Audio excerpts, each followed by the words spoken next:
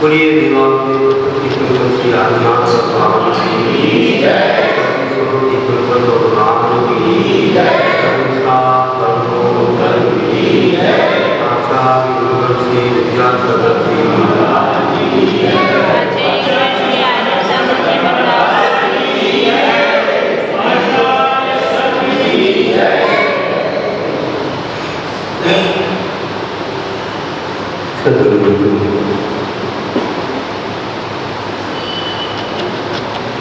जीवन में शास्त्र पठन का बहुत ही महत्व है, जिसको हम स्वाध्याय कहते हैं। स्वाध्याय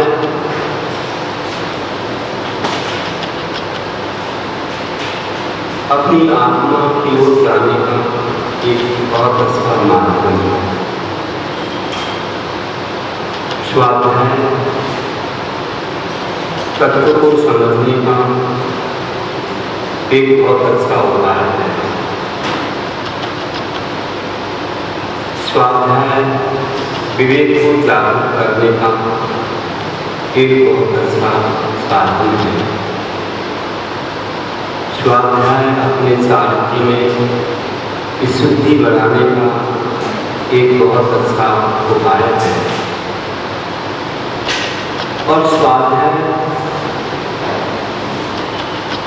क्रोध के शमन का भी एक बहुत अच्छा माध्यम है। और स्वाध्याय से शांति और सुख का नींद से लाभ है। मुनियों के परम तत्व है, अंतरंग तत्व है, और साधुओं के पदगंदी पंच संहिता में षट कर्मों के अंदर एक कर्म है।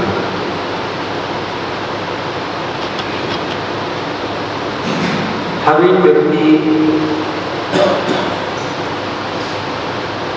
बहुत उत्पन्न मंगलमय भावना के साथ स्वाध्याय नहीं कर सकते। हाँ, कोई ख्याति का पूजा के लिए, नाम बढ़ाई के लिए, सम्मान और धन के लिए कोई भी करते हैं, लेकिन मोक्ष मार्ग की भावना और तत्व ज्ञान का शांति के लिए हर व्यक्ति नहीं कर सकता। बहुत विशेष चीज है स्वाध्याय।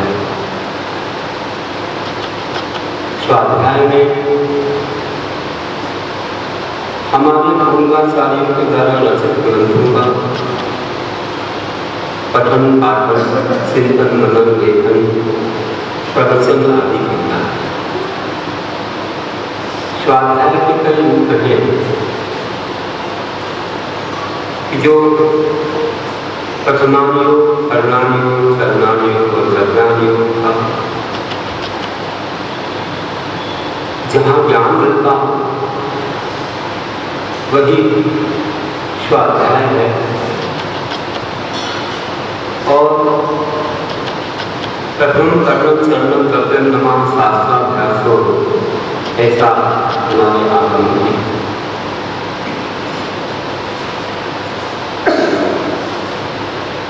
जो लोग क्रमशः स्वाध्याय करते हैं वे अपने मार्ग को प्रशस्त बनाते हैं, कभी भटक नहीं पाते। और स्वाध्याय को किस किस ढंग से करते हैं तो करना चाहिए। तो हमारे आचार्य ने प्रथमा जो कि महापुरुषों के पुराण रेशर सलाहकार पुरुषों संबंधी पुराण के बारे में जहाँ वर्णन आता है वह कथमानियों में इतना ही नहीं, एक पुरुष संबंधी चरित्र का वर्णन भी आता है कथमानियों में, जहाँ तीन लोगों का गणित, परिणामों की चर्चा, गुणस्थान आदि की चर्चा आती है वह कथमानियों है, जहाँ पर श्रावक और मुनियों के व्रतों का वर्णन आता है, उनकी उत्पत्ति, उनकी वृद्धि, उनकी रक्षा के बारे में वर्णन आता है वह सरनामियों है। और जहाँ पर शुद्ध व्रत का कथन हो, जीवादि सत्य तत्व नौ पदार्थ पंचास्तिकार सर्वपदों का वर्णन हो वह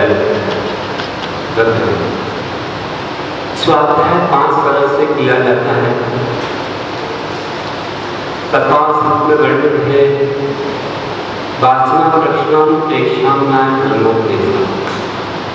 वासना शब्द और अर्थ को अच्छे से पढ़ना, अर्चना प्रश्न पूछना, जिज्ञासा समाधान, शंका समाधान आदि करना, अनुप्रेक्षा बार बार चिंतन में लाना, आमना कंठपाठ करना, रोकना, और धर्मोपदेश जो हमने सीखा है, पढ़ा है, उपस्थित किया है, उसे उपदेश के द्वारा भक्तों के पास पर पहुंचा देना, उनको भी संतुष्ट कर देना,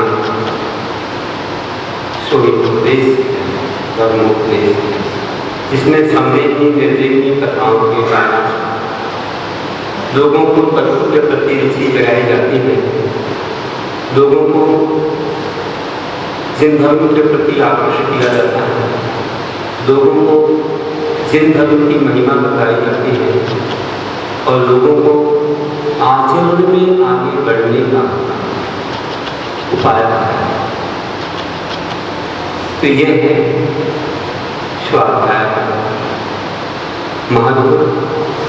और जब एक बार स्वाध्याय में मन बन जाता है तो व्यक्ति जिनवानी का, शासन का पीड़ा बन जाता है, उसको पूरा का पूरा अपने अंदर ग्रहण करता है, पूरी खोज करता है, एक भी शब्द, एक भी लाइन छोड़ता नहीं, उसे ऐसा फंसाता है, उसे बार बार पढ़ के उसकी एक पहलू को, एक एक अंग को, एक एक हर एक कहे गए वर्णन को अपने अंदर इस तरह से जमाता है, कहीं कोई किसी तरह से कसर नहीं रह जाती। इतना महान है स्वाध्याय का वह ढंग। कोई भी पुस्तक पढ़ो, ऐसे पढ़ो मानो स्कूल और कॉलेज की पुस्तक पढ़ रहे हो, तुम्हें परीक्षा देना, ऐसे पढ़ो। और एक और उसके साथ अपनी भावना लगाओ कि मुझे इसे अपने जीवन में भी धारण करना है, भले कितने ही रूप में मैं धारण करता हूँ, लेकिन मुझे इसे अपने जीवन में अंगीकार भी करना है। मात्र मेरा उद्देश्य शास्त्र को पढ़ना नहीं है, इससे जीवन को महान बनाना है। मात्र स्वाध्याय का उद्देश्य ग्रंथ को पढ़ना नहीं है, जीवन को महान बनाना है। इसमें कहे गए अनुभव, इसमें कहे गए अच्छे आचरण, सदाचार को जीवन में उतारना है, सद्विचारों को जीवन में लाना है। ये स्वाध्याय का उद्देश्य होना चाहिए, ना कि केवल शब्दों को पढ़ेंगे तो आचार्य कहते पाठो न करेगी गुणम, पाठो न करेगी गुणम, कि मां पाठ करने से गुण नहीं आते, बल्कि उसको आचरण में लाने से गुण, उसको जीवन में ढालने से गुण बढ़ते हैं। इसीलिए स्वाध्याय का फल बताया है। स्वाध्याय का फल है, क्या है स्वाध्याय का फल? तो नानक फलों को ज्ञान का फल त्याग है। अगर त्याग नहीं किया तो ज्ञान का फल नहीं। ज्ञान करते हैं तो हमें पंचेंद्रिय के विषयों से, संसार से कुछ विरक्ति का अनुभव, कुछ त्याग, नियम, संयम जीवन में आए तो समझ जाना कि स्वाध्याय का फल मिल। और हमारे कदम अगर चार की ओर नहीं बढ़े तो स्वाध्याय का फल नहीं मिला। वृक्ष लगा लेकिन नापिस नहीं ना खा रहे, बिना नापिस वह वृक्ष शोभनीय नहीं होता।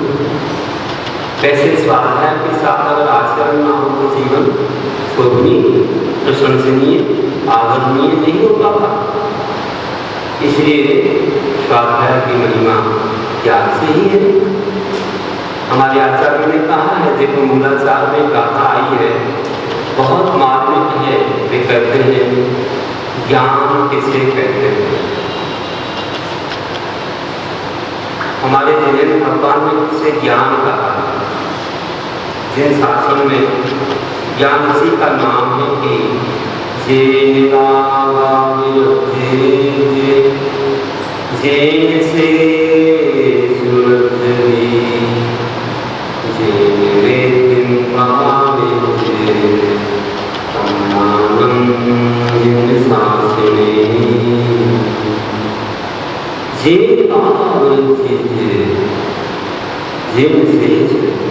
जिससे राग का विरेचन हो जाए, राग छूट जाए, राग से मन हट जाए,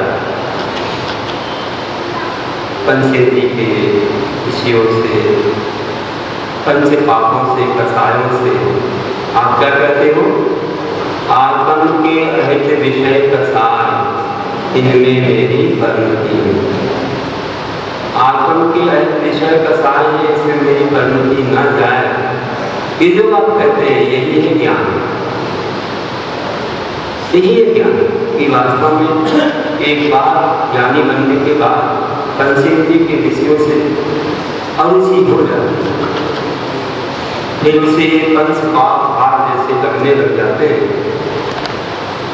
तो जिसके द्वारा राग का विरेचन हो जाए और जिससे श्रेय मतलब मोक्ष मार्ग में रुचि जग जाए, शब्द में रुचि जग जाए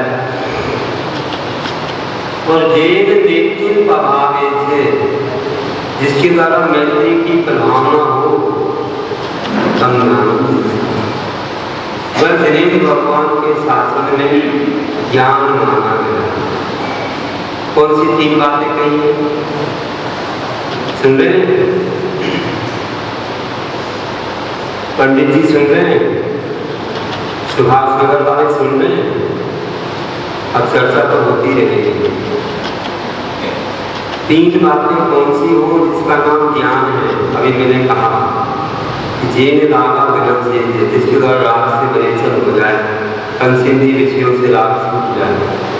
जेन श्रेय सुरति, जिससे श्रेय मार्ग मोक्ष मार्ग रुचि जग जाए। और जेन मैत्री प्रभावित थे, जिससे मैत्री की प्रभावना हो, तम नानम जिस शासन में, तो जिन शासन में ज्ञान। अब इसको कभी मत भूलना कि ज्ञान किसका है। तीन बातें होना चाहिए: राग का विरेचन, मोक्ष मार्ग में रुचि और आपस में मैत्री। ये जहाँ इसलिए कहा है कि सम्यक ज्ञानी हुए बहुरी गण सम्यक चार कीजिए। सम्यक ज्ञानी हो जाए तो उसे दृढ़ सम्यक चार धारण करना चाहिए। ये बात और क्योंकि ज्ञान की शोभा चारित्र है। जैसे बेटी की शोभा भगवान है, और भगवान की शोभा जिन मंदिर की शोभा शिखर से और शिखर की शोभा कलश से है, वैसे ही अपने जीवन की शोभा मात्र ज्ञान से नहीं, ज्ञान के साथ साथ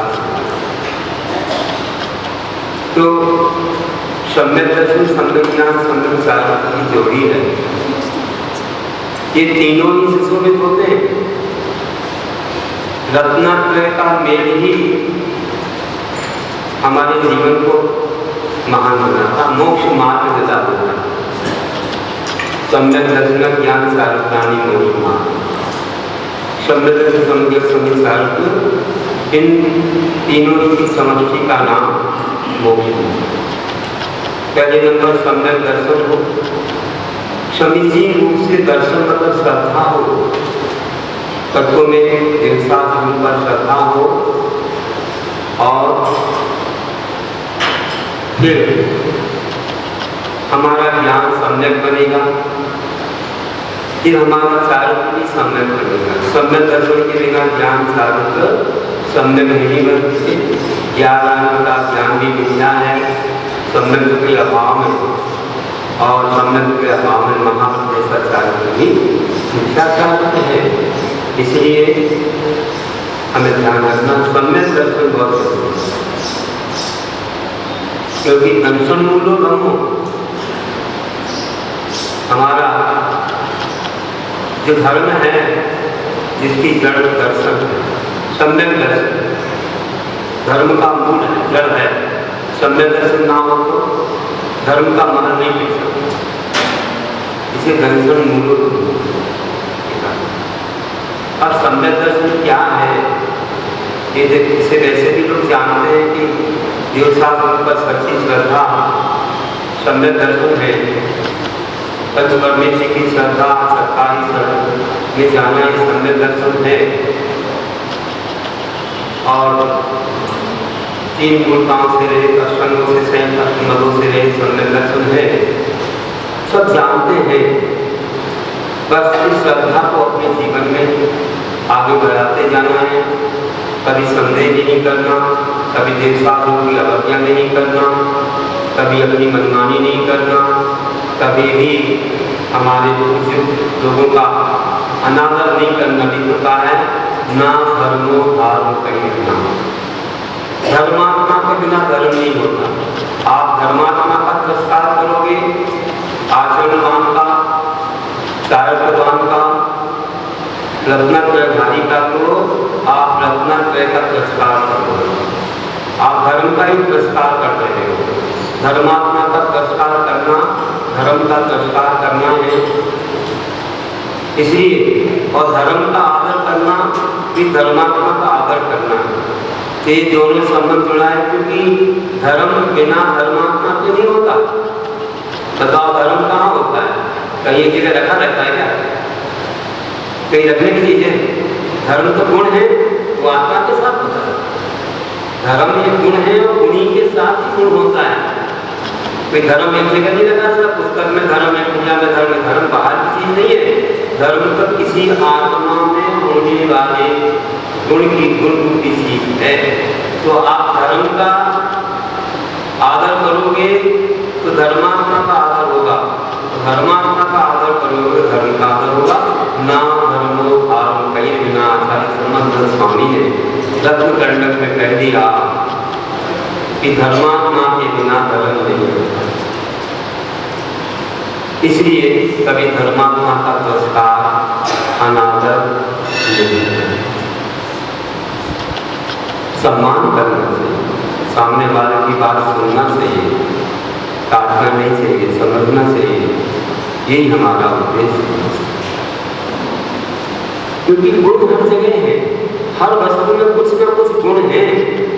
विश्व की कोई भी वस्तु ले लो, कितनी खराब से खराब वस्तु ले लो, तो उसमें कुछ गुण भी हो सकते हैं, कुछ अच्छाइयाँ हो सकती हैं। हमें नहीं कह सकते किसी भी व्यक्ति में केवल बुराइयाँ हैं, उसमें कुछ अच्छाइयाँ किसी अपेक्षा से हो सकती है। सुअर देखो, सुअर में भी कुछ अच्छाई है, नहीं है। सुअर तो सबसे खराब मानते हैं लोग। अरे सुअर सफाई का काम करता है, उसके बाद भी काम में आते हैं, कई चीज़ें काम आती है ना। किसी का क्या बिगाड़ता है, आपके इंसुलिन से निकलता है, डायबिटीज की दवाई बन रही है, भाई तो देना नहीं चाहिए, क्योंकि उससे उसको कष्ट होता है, जबरदस्ती निकालते हैं, मारते हुए निकालते हैं।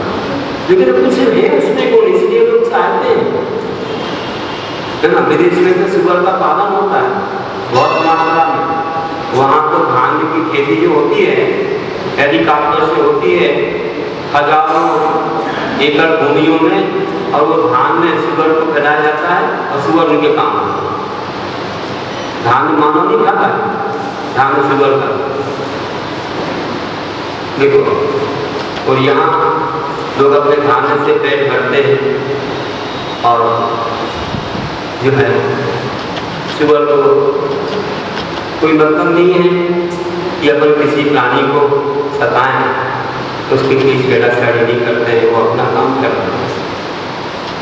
हर वस्तु में गुण है। आज तो छोटी छोटी वस्तु का मूल होगा, जो वेस्टेज वस्तु निकलती है उससे भी वस्तुएं बन जाती है, चाहे पूरा कचरा क्यों ना। हमारे भोपाल में फैक्ट्री देखी थी हमने अयोध्या के पास, तो उससे ईंटें बन रही थी। आज भी हाँ, जब भानपुरा से आ रहे थे पिछली बार, इस बार पर शॉर्टकट आ गया, तो एक देखी वहाँ पर एक चल रही है प्रोसेस कि वहाँ कचरे से ईंटें तैयार, तो क्या बचा विश्व में? कुछ नहीं बचा। मानव के एक अंग, वृक्ष का एक अंग, भूमि का एक सब कुछ, सब काम में आता है। तो कोई भी वस्तु व्यर्थ नहीं है और किसी में भी गुण नहीं है, ऐसे नहीं कहा जा सकता।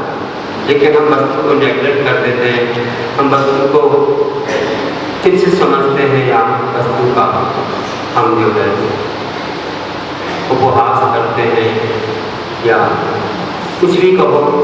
तो जो हमारे मन में ऐसा भाव है वो एक ग्लानि का भाव है, और ग्लानि का भाव हमारे सम्यक दर्शन में दोष लगाता है। जब 33 असाधनाएं पढ़ते हैं उसमें अजीब तत्व की असाधना भी आई। हम लोगों ने व्रत किया, सर्वोच्च प्राश्चित व्रत एक व्रत होता है, उसमें 33 असाधनाएं होती हैं, उनके व्रत किए जाते हैं। उनमें 85 काय की असाधना भी करती हो, देखो अचेतन है कई अजीब तत्व की भी तुमने अगर असाधना की है, अवज्ञा की है, उद्गत आदि की, तो भी तुम्हें दोष लगा है। किसी वस्तु को तोड़ना खोलना भी उसकी असाधना है।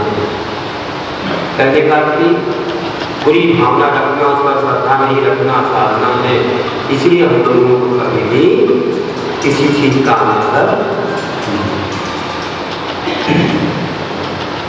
तुम्हें क्या लगता कि शब्द अर्थ आदि का अच्छे से पढ़ना वासना है, शंका संदेह जिज्ञासा समाधान रचना है, और बार बार याद करना, मूल अनुप्रेक्षा, मूल चिंतन की अनुप्रेक्षा, बार बार चिंतन करना अनुप्रेक्षा है, और उसको कंठपाठ कर देना मानना है। और फिर धर्मोपदेश है, धर्म का उपदेश। आज तक देखिए मेरा धर्मोपदेश चालू हो जाता है, कुछ मालूम नहीं है, जानते नहीं है, और धर्मोपदेश देने लगे तो कई गलतियां हो जाती हैं। पहले अपना स्वयं समाधान करो, अच्छे से तत्व को अपने अंदर उपस्थित करो, व्यवस्थित करो, फिर आगे। तो ये क्रम से ज्ञान हमारा सारण में रहेगा। कहा है कि मोह चंद्रापहरणे दर्शन लाभा दवा संज्ञाना, मोह चंद्रापहरणे दर्शन लाभा दवा संज्ञाना, राग देश निवृत्ति चरणम प्रतिबद्धते साधन। मोह रूपी दर्शन, मोह रूपी अंधकार के दूर होने से, अपहरण दूर होने से अवाप्त संज्ञान, जैसे सम्यक ज्ञान की प्राप्ति की है, वह राग देश की निवृत्ति के लिए चरणम प्रतिबद्धते, वह राग देश की निवृत्ति इसको दूर करने के लिए, से बचने के लिए चारित्र को प्राप्त होता है। सावध पुरुष तो बंधु ये क्रम है संबंध से ज्ञान थोड़ा सा भी ज्ञान होगा तो भी वह बहुत महत्वपूर्ण होगा। थोड़ा सा भी ज्ञान, अगर सम्यक ज्ञान और 11 में भिन्न दृष्टि का ज्ञान होगा, लेकिन विद्यार्थी के साथ होगा तो कोई आत्मा को आपको कार्यकारी नहीं होगा, उससे कोई कल्याण होने वाला नहीं है। जैसे कि रुद्र होते हैं, उन्हें 11 और भिन्न दृष्टि का ज्ञान हो जाता है, विज्ञान प्रभाव तक पहुंच जाते हैं, दसवां पूर्व है, लेकिन फैल हो जाते हैं, देरी आती है, उनके बस में हो जाते हैं और वे जो है अपना सब कुछ खो बैठते हैं, मुनि पद भी चला जाता है उनका, तो वे हो जाते। कोई श्वेतांबर साध्वियों के बारे में कह रहे थे, श्वेतांबर साध्वियां का विहार करती है तो हाथ में सिर्फ रखती है तो रात से हर याद करती है। एक विद्वान सुना रहे थे, सतना के नीरज पंडित नीरज जी बोले, महाराज जी श्वेतांबर में सावधानी होने की आदि कर उनके लोग कोई 100 प्रश्न कर दो उत्तर दे दे, कोई साध्वियां कैसे, तो बोलेगा कैसे, तो बोला कि वे लोग इतना याद रखते हैं त्योहार आदि के समय, ऐसे शिल्प लेके या ऐसे भी याद सभावानी 100 प्रश्न एक साथ जैसे अपने यहाँ श्रीमद राजचंद्र जी हुए थे।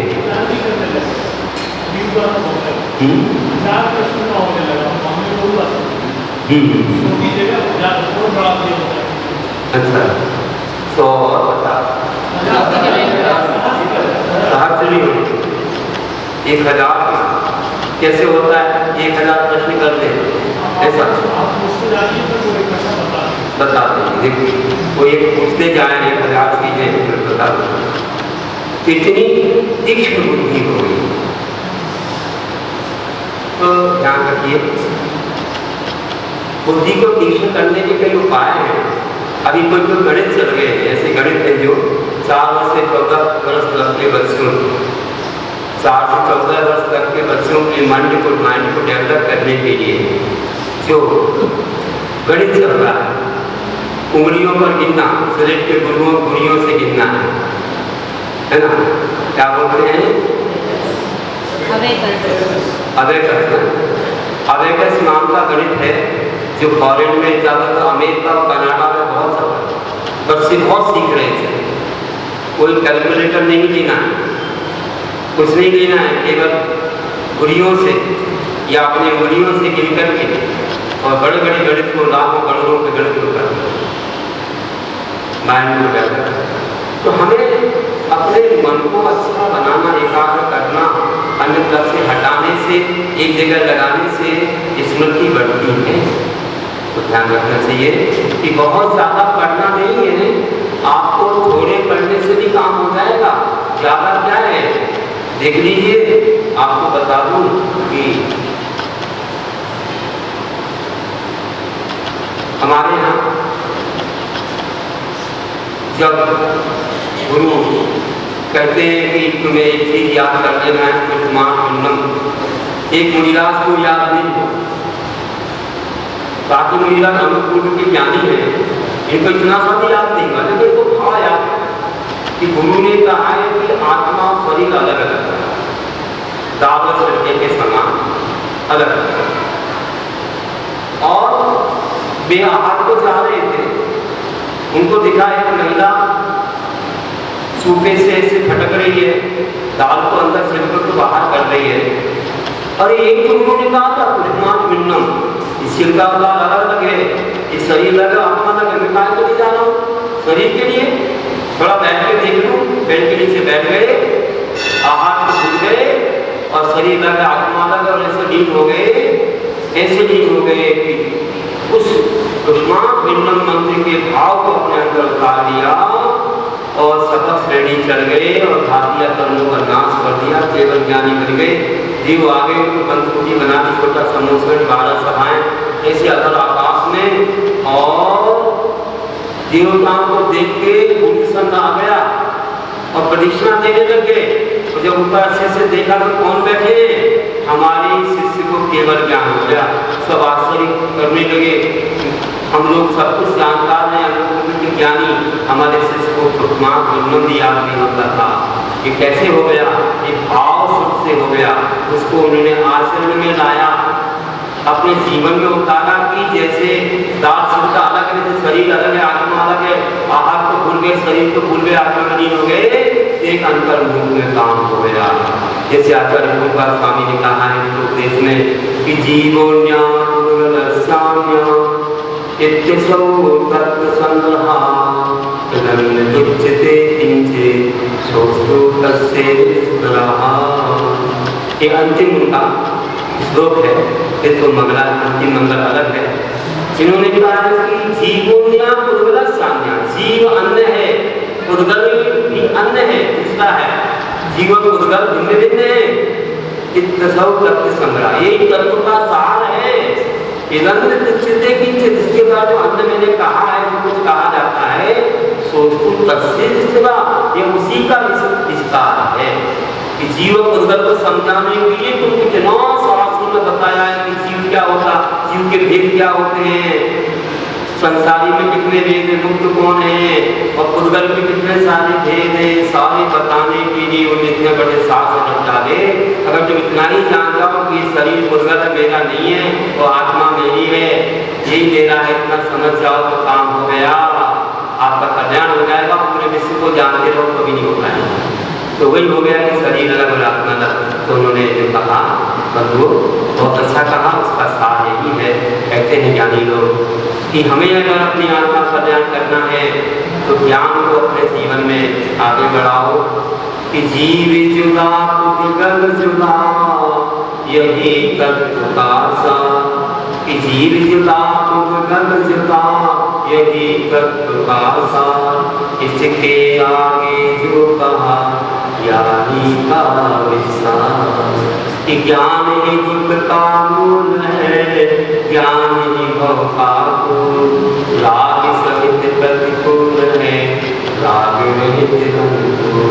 सुन सुने में उचित को, मत सुने अनुचित को। सब शास्त्रों का सार है, संता बिन स्वगतो, संता बिन स्वगतो। ऐसे शिवभूति महाराज इस मां विनम के भाव से केवल ज्ञानी बन गए। जिस मां को रोशन को शिवभूति केवल पदम जाओ, आचार्य कुंदे ने कहा है।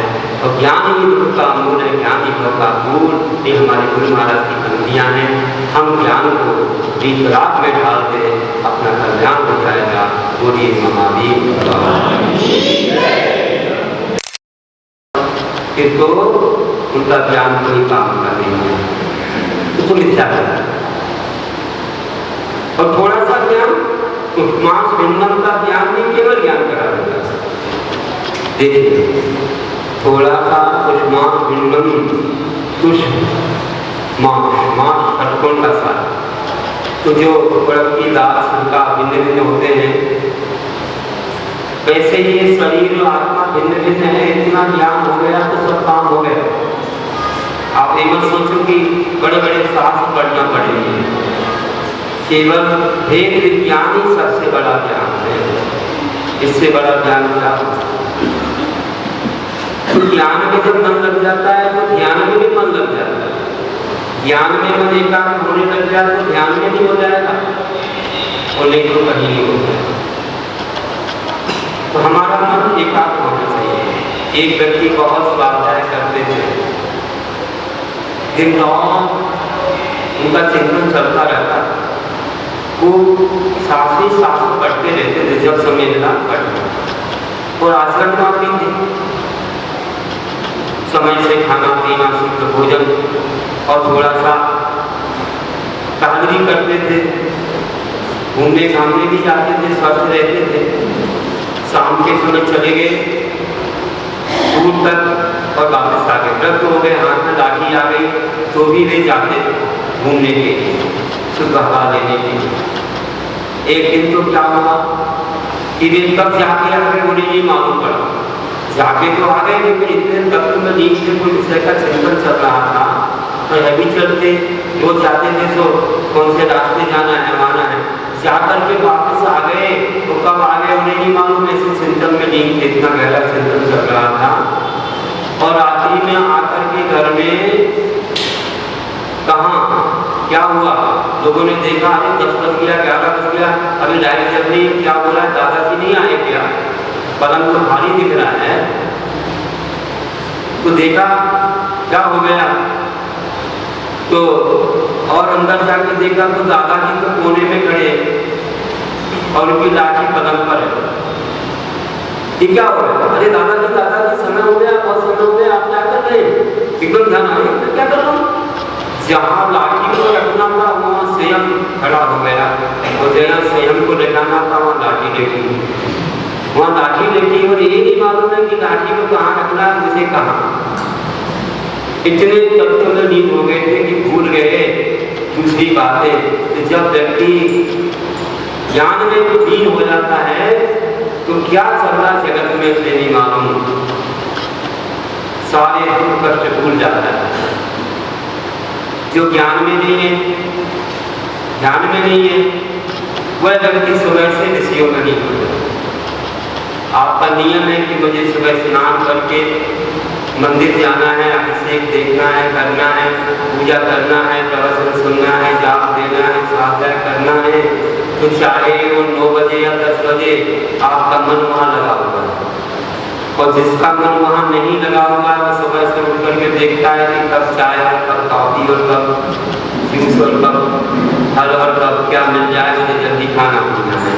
उसे भगवान से कोई मतलब नहीं है, गुरु से कोई मतलब नहीं है, क्योंकि उसने अपना मन अभी विषयों में ही छोड़ रखा है।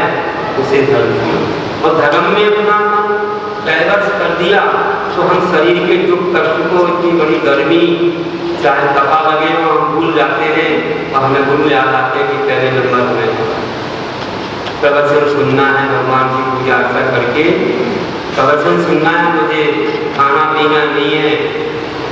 अरे आपको सोचना ही नहीं पड़ेगा, आपका मन लग रहा हो तो कब समय कट गया मालूम नहीं है, फिर याद आता है जब 11-12 बज जाते कि भैया आप शरीर को दे दो, अभी तो हमने इससे तपस्या करनी। यही तो है कर्म निजरा का अवसर पुण्य कमाने का। गुरु लोग कैसे रहते हैं? आप तो 2 बार खा लेते हो, 3 बार, हमारा 1 बार खाते, उसमें अंतराल को आती रहे, मिला नहीं मिला, कैसा भी मिल गया, ठीक भी मिल गया, कम ज़्यादा मिल गया, जैसा भी मिल गया, फिर भी उनको वही कायम है कि मुझे तो इतने बजे आहार को जाना है, बाकी समय अपने धर्म ध्यान में अपने मन को लीन किए रहते हैं। अगर धर्म ध्यान में नहीं लगाएंगे तो मन विषयों में भाग जाएगा। इसको हमेशा कहीं न कहीं लगाए रखना ये के समान है। अगर खाली छोड़ोगे तो गला लगाएगा, इसलिए इसे जो है कोई ना कोई काम में अच्छा होता है। जिसको धर्म ध्यान करना आता है वह व्यक्ति बहुत बातों से तो ये नहीं सोचता कि मेरा समय व्यर्थ जा रहा है, उसे आनंद होता है कि मेरा दिन अच्छा निकल गया, धर्म कार्य में निकल गया। खुशी है कि मैंने अपने मन को पापों से बचाया। आनंद है कि मेरा आज की कमाई बहुत अच्छी रही, कोई घाटा नहीं हुआ, आज तो मेरा फायदा ही फायदा हुआ है। मेरा मन आज भटका है, और जिसका मन कहीं भी चला जाता है तीर्थ स्थान में, उसके पीड़ा होती है आज मेरा समय का उपयोग नहीं हुआ, कहाँ खो दिया मैंने अपना समय। आज जो कर्म बंद हो गया उसको तो मुझे काटना पड़ेगा, तब काटूंगा। तो उन ज्ञानी की बात देखो कि वे कब आ गए घर में, लाठी कहाँ रख दी और कहाँ खड़े हो गए। जब आवाज भी तो ध्यान आया, अरे आप मैं चिंतन में लीन हूँ, ऐसा गहरा चिंतन चल रहा है स्वाध्याय का। तो वास्तव में जो मन में होता है वही आता है बार बार अपने दिमाग में। अच्छा हो तो फायदा होता है, बुरा हो तो नुकसान होता है। एक बच्चा स्कूल नहीं जाता, गुरु महाराज कहा करते थे, एक बच्चा स्कूल नहीं जाता और माँ कहती स्कूल जाके या कभी तुझसे बात करती, मुझे स्कूल नहीं जाना। स्कूल जाने से कतराता, घर में रहता शादी करता, सबको परेशान करता। तो कहा कोई स्कूल जाएगा तो रोटी मिलेगी, तुझे भोजन नहीं मिलेगा बिना स्कूल जाएगा। अब रोटी चिल्ला था, लेकिन कहा स्कूल जा तो रोटी खा लेता, घूमने लग जाता, क्या स्कूल जाता है, स्कूल जाके आता रोटी मिलेगी। अब स्कूल गया तो भूखा था, अब रोटी रोटी दिख रही थी, अब रोटी के ध्यान में था। तो शिक्षक ने पूछा दो दो कितना होगा, तो बोला 4 रोटी। 4 4 कितना बोला 8 रोटी। अब वो रोटी रोटी मिल रहा, तो शिक्षक बोले क्या करते थे, रोटी नहीं मिली क्या? हाँ मुझे रोटी नहीं मिली, मम्मी ने रोटी नहीं दी। तो कहा है कि कल स्कूल जाके आता रोटी मिलेगी तो भूखा हूँ, इसे रोटी याद आ रही थी। जिसके मम्मी से भरा रहता है वो वही बार बार बार बार आता है। तो बंधु अपने मन में भगवान का रूप भर लो, अपने मन में तत्व का चिंतन भर लो, अपने मन को खूब स्वाध्याय में ऐसा रमा दो कि हम कहीं भी जाएं हमारे मन में वही। हमने पाठशाला के बच्चों को देखा है, जब पाठशाला के बच्चों को हम लोग कविता सुनाते हैं, रोज कविता पाठ करते हैं जीवन संस्कार वगैरह से, तो वही चीज पाठशाला जाना पढ़ कर आना, कोई जब पूछे तो जल्दी से बताना, क्या क्या करना पाप है, क्या क्या करना ऐसा करना पाप है, झूठ बोलना पाप है, चोरी करना पाप है, मुस्लिम सेवन पाप है, परिग्रह पाप है, पाप है। हमने देखा बच्चे खेल खेल में ये पढ़ रहे, हमने देखा हम लोग के बच्चे खेल रहे हैं और पाठशाला जाना खेल रहे हैं और यही पढ़ रहे। अपने को रट गया है, माँ धर्म की पुस्तक दे दे मैं पाठशाला जाना, ऐसा रट गया कि बच्चे खेल खेल में उसे गा रहे थे। तो मैंने कहा देखो ये है संस्कार, ऐसे हमारे अंदर वही चीज आ जाए, प्रभु का ध्यान, जिनवाणी का ज्ञान, तो हम वही दिन भर याद करते रहेंगे, तो अपना मन करने के लिए चाहे आहार हो, विहार हो, निहार हो, कहीं भी हो, हमको पत्र याद आता है। अशोक नगर में एक कृति लिखी गई जो आपके लिए अभी दी है, सन्मान प्रभावना एक आप, उसमें प्रभावना नाम की कृति इस महावीर जयंती को विमोचन हुआ है। उसमें 3 चीजें प्रमुख है, सन्मान प्रभावना का, इसलिए अंतादी सतर और एक नीलांजलि गुरु महाराज जी पर 3-4 कविताएं हैं। सन्मान प्रभावना का लेखन अधिकतर हमारे निहार के समय हुआ। अब निहार के समय से हम जंगल जाते थे तो गुनगुनाते जाते थे, और लोग हमारे साथ रहते थे, लेकिन हमारा उपयोग वहाँ रहता था। और हम जब जंगल में जाते तो वहाँ पर भी चिंतन चलता रहता, और आकर के थोड़ा समय रहता कि कोई महाराज जी को लेट हो रही तो हम बैठ जाते कटक। मुझे लोगों ने एक नोटबुक पेन भी रखी थी, क्या नहीं लिखाओ, हमने चिंतन कर दिया, आकर के सुन दिया करते थे। और रोज रोज 2-4 कविताएं हमने जंगल के समय बनाई, बिहार में बनाई। बिहार को जाते थे तो उस समय बनाते थे, बिहार करते समय, और आकर के देखते थे और रोज प्रवचन में सुनाते। प्रवचन हुआ और हमने आज कौन सा विषय बोलना है, ध्यान आदि का कोई भी 14 कारण लक्षण या कोई संस्कार या संस्करण या और भी चीजें बनाते चले गए और चातुर्मास से सुनाते चले गए। हमारा काम तैयार करीब 2 शतक के ऊपर ऐसे अच्छी कविताएं बनी। तो अपना मन हमेशा तत्व में रहना चाहिए। ऐसे तीर्थों काम को भी बहुत जगह हम चिंतन करते करते बनाते थे। उसमें एक दिन जंगल के समय तमिलनाडु में गुलमबाड़ी एक गाँव है, तो जंगल गए, उसके बाद आके लिख दिया हमने, हमारे चिंतन में आया वो चित्रावन का होता है ना, ढोलक की रस्सी के समान ढोलक बंद, उसमें तब सम सुंदर लोक में नहीं दूसरा जब सम सुंदर लोक में नहीं दूसरा। अभी भी याद आता है, इसको पढ़ता हूँ तो स्थान याद आता है कि मैंने जंगल में कब चिंतन कर दिया था। तो हम लोगों को अपना उपयोग जो है, हमारे गुरु महाराज के बारे में झारखंड के व्यक्ति आते थे सांगली में, बोले आपके गुरु को हमने देखा जब वो जवान थे, जब वे राजस्थान में थे, उनका संग ऐसा नहीं था, तो वे जंगल जाते थे, कभी भी ऐसे याद करते थे, गाथाओं को गाते रहते थे, कुंद की गाथा याद करते थे। आपके गुरु हमने देखा है, अच्छा हमारे गुरु के भी आपने देखा, बोले बहुत शुरू में बिल्कुल जब दीक्षा हुई थी उनकी 2-4 वर्ष, उस समय में ऐसे चलते फिरते गाथाओं को याद